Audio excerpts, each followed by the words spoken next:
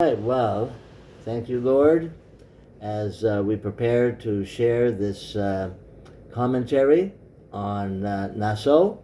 We pray that, Lord, that your Spirit, the Spirit, would flow through each and every soul that has joined us here today. And that, Lord, that you would be glorified, that you would be exalted in every word that is spoken. In Yeshua's name, amen.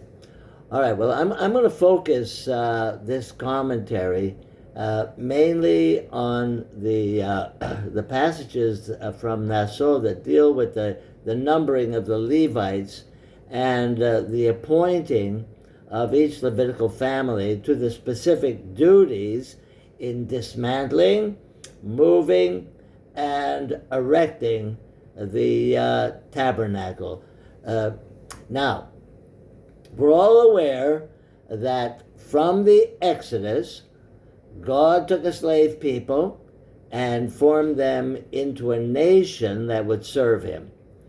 Now, in the book of Leviticus, we read about him taking that nation and giving it a government. Now, here in the book of Numbers, God starts departmentalizing that government in such a way as to make each department, each group, dependent upon the other. Now, each Levitical family was given an area of responsibility in transporting, erecting, and dismantling the tabernacle. Now, first, Aaron and his sons, the high priest family, would do their part in preparing all of the holy articles for transportation, because their responsibility was wrapping and packing all the sensitive holy articles used for worship, especially the Ark of the Covenant. It had to be totally and completely wrapped. They were not able to look upon it. Now, the other priestly families would not engage in their responsibilities until all the holy things were covered by Aaron and safe from those who may view them. Now, the sons of the priestly family of Korah were assigned to carry the holy articles. Now, the sons of the priestly family of Gershon disassembled and carried the tabernacle structures, such as the curtains, the coverings, and all the instruments used in the service of the tabernacle. The sons of the priestly family of Merari, they carried the boards, the bars, the pillars, and the sockets, etc. And those families also that carried them would assemble them as well. Now, why am I telling you this when we can all read it for ourselves? Well, it's important so that we can understand the point of my teaching as we learn about this process. Now, although each priestly family had different tasks to perform in relation to the tabernacle, they all had to work together in harmony and in unity in order for the job to get done efficiently without any incident. Also, I want us to learn that there had to be a leader. Now, in this case, it was Aaron and his sons. They were in charge of the whole operation. They overlooked everything that was taking place. Now, the priests would not break order by supplanting what the family ahead of them were assigned to do. One had to follow the other in proper order. No one could just do their own thing. They had to work as a team. Now, teamwork and unity is what it took to minister to the Lord's house.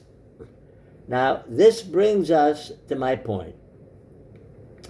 Just as the Levitical families had to function as one body in harmony and in unity, we too, as priests of the Lord, must function in the body of Messiah in harmony and unity so as to build God's congregation.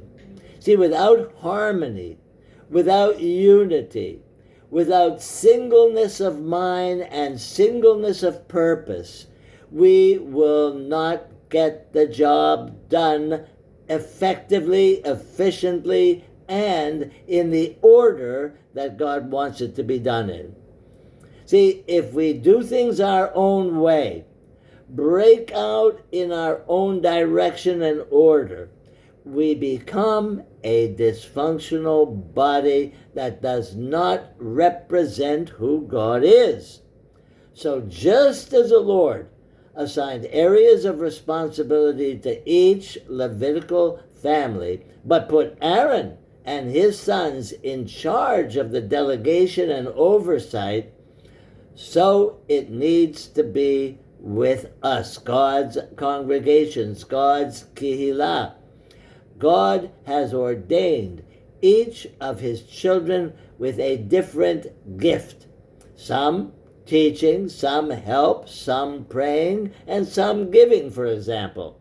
Now, gifts which are to be, these are gifts which are to be used within the body of believers. He has also assigned leaders as overseers to ensure that every member of the body functions in harmony, unity, and with singleness of purpose, that is, building the congregation. Now, the opposite of unity and harmony is confusion.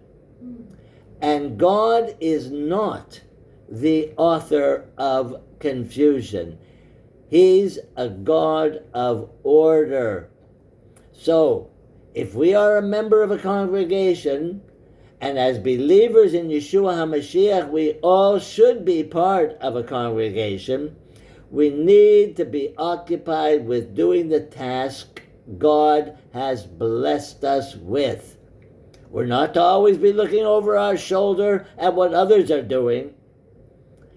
Every Levitical family, every Levitical priest had a special job assigned to them. Therefore, we, as born-again believers and priests, need to be loyal to the ministry and function that God has given us within our congregation.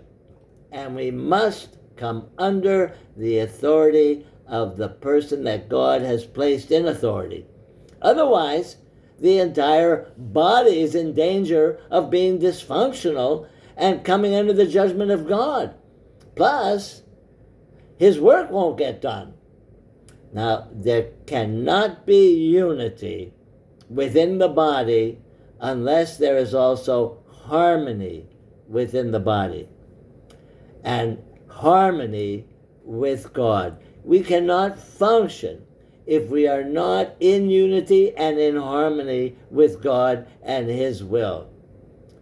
Yeshua was one with the Father. They were in total unity and harmony together. See, if Yeshua would have stepped out on his own or in any way been in disagreement with the Father, he would have been mimicking Satan. Think about this. Those who are always dissatisfied with their position within the congregation or within the body, think about who you're mimicking.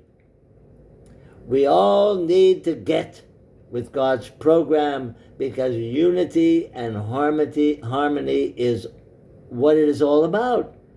Everything else is not from God. Hallelujah.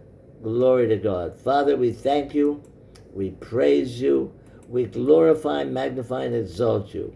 Your word, Lord, is truly a lamp unto our feet and a light unto our path. And I pray, Lord, that your children have received what you wanted them to receive from this message, and that you were glorified by it. In Yeshua's name, amen and amen.